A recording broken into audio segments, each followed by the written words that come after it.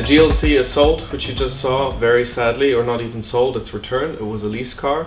I chose that car even though it was a little bit over budget, mainly because it had the outgoing V6 engine, which is an absolutely fantastic engine. As you could see in the video, it sounded really good, and unexpectedly, for the fact that it was a SUV, four-wheel drive, it was pretty fun to drive, especially when it was wet. Fun as it still wasn't too fitting for heel and toe, just simply because it was an SUV, it was automatic, it was all-wheel drive, it didn't really fully embody the kind of projects that we usually like to get into. In that sense, I was happy to return that and replace it with this car. Yes, it's another SUV. Bear with me though, please. I have some explaining to do.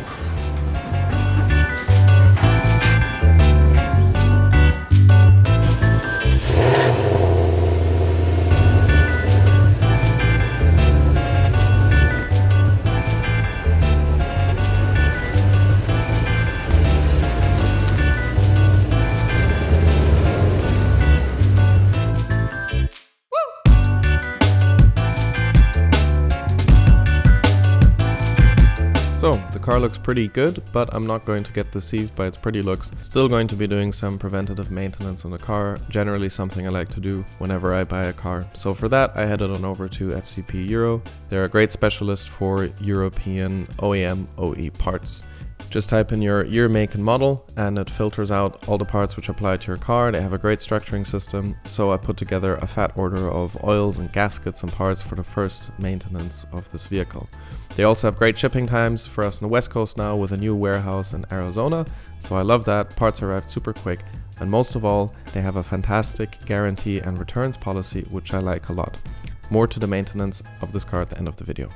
Decided to go for the SUV was pretty difficult, however, I have some reasoning. Number one, quite simple, California, you need an all-around good car. Roads can be terrible, potholes can be terrible, so it's kind of important to have a usable daily car for me to get to work back and forth every day reliably. That's point number one.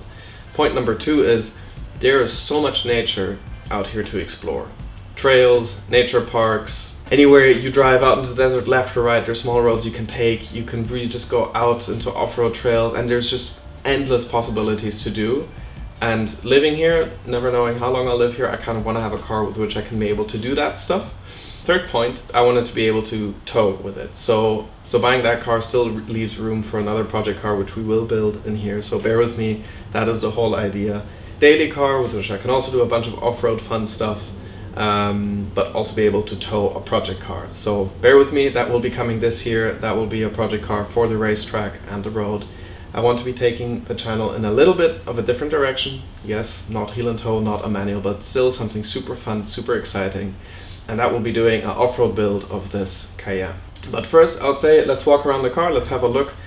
at what the status is of buying this car right now, where we're at and what we have planned with the car. Yet another SUV replacing another SUV, but I already explained why I went for it. First of all, this was a very good deal.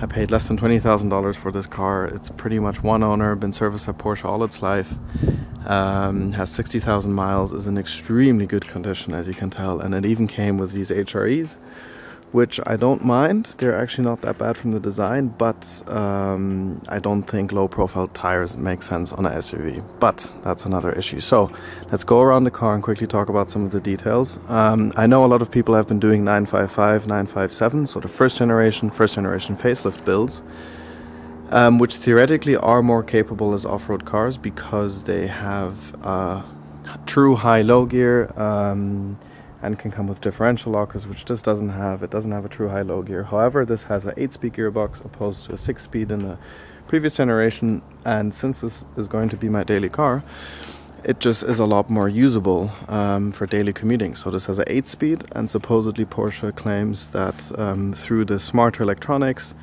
with ESP, ABS and the gearbox, this should be pretty capable off-road as well. So that's fine for me. I don't need this to be the next rock crawler. I just want it to be a car which is going to be able to be capable off-road, to do some stuff, but also take me to work and tow a car such as a track car or a project car, which is going to be coming soon. Anyways, so I know this car isn't going to be interesting too many people because it's an SUV, it's automatic, so I'm not going to be doing too much content with it. It's a very basic Cayenne S meaning it has the V8, which was very important for me. A nice silver spec. It almost doesn't have any options. It doesn't even have roof rails up here. Has a small sunroof. Unfortunately, it has window tint, which the dealership in Arizona put on. So I'm going to be getting rid of that because it's pretty strong. I don't like that. It feels like I don't know. It feels claustrophobic. It's a pre-facelift, which for me means it has an uglier rear end, so I might be considering building that into a facelift. Kind of DIYing it. Purposely did not go for air suspension because I want to be doing a lift on it, and when I'm out in the nature I don't want to be compromised by a potentially failed air suspension. Interior is black, which I like a lot.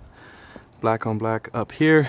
The only issue with the car is the rear headliner is sagging a bit, not sure if you can see that, which I can live with, might replace that or fix that, but if that's the only fault, that's fine by me. Otherwise, the interior is in very mint condition. I already took care, as some of you saw on Instagram, of removing a lot of the shine which was on the car. I absolutely hate shiny interiors, and Americans love detailing their cars to look shiny. I removed a lot of that with Chemical Guys stuff. You can put some links of that down below, what I used. This is where you can tell that the car does not have air suspension, because otherwise you'd have the air lift here. But it does have a highway, off-road and full off-road mode, or light off-road and full off-road.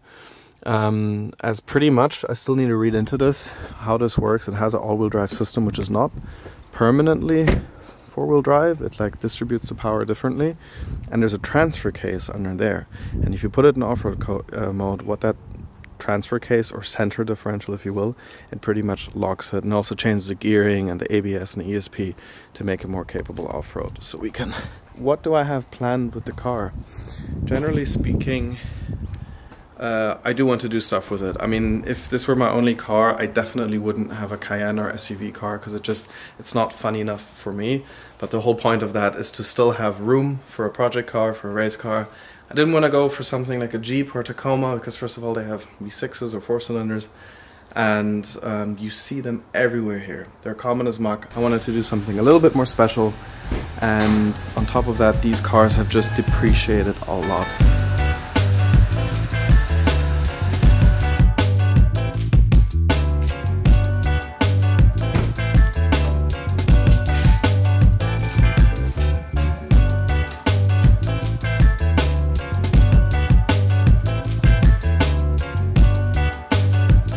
Get into it, what I normally always do when I buy a used car, I do a general maintenance / service. And for the first step of this build in this car, we have a nice box from FCP Europe. Super stoked that they're going to be helping us with this build.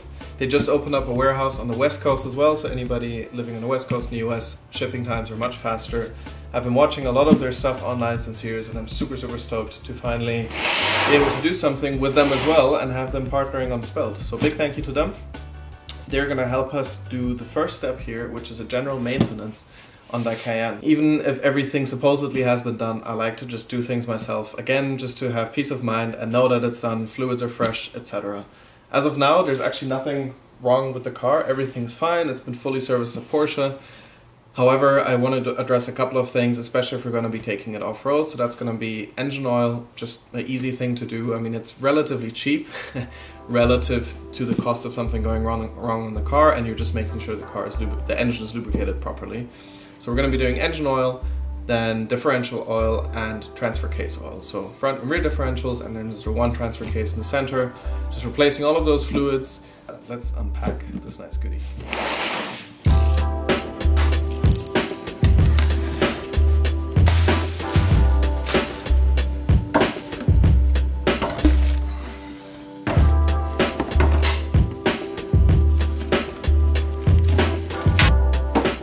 Engine oil, we've got 11 liters here. I think it needs 10 point something or 9 point something, but I like to always have a spare. Then we've got the differential oil, 75/90, 2 of those, front and rear. Then we have original Porsche oil for the transfer case. We have oil filter, which is the filter in the housing and the O-ring. And then for the transfer case, as well as the engine oil, we have a gasket. The transfer case, we have the oil drain plug, and for the differential we also have the plugs.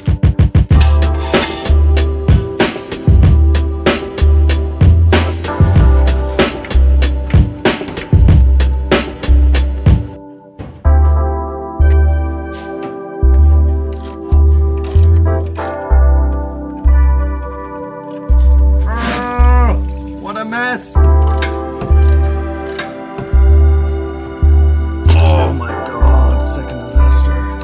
I think this is the messiest oil change I've ever had.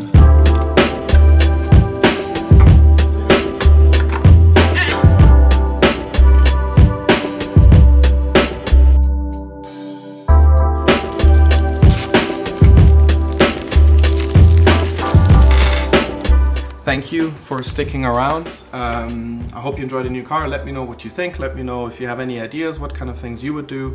Lastly, again, a big thank you to FCP Euro for helping us with this so far, and I'll see you guys in the next episode.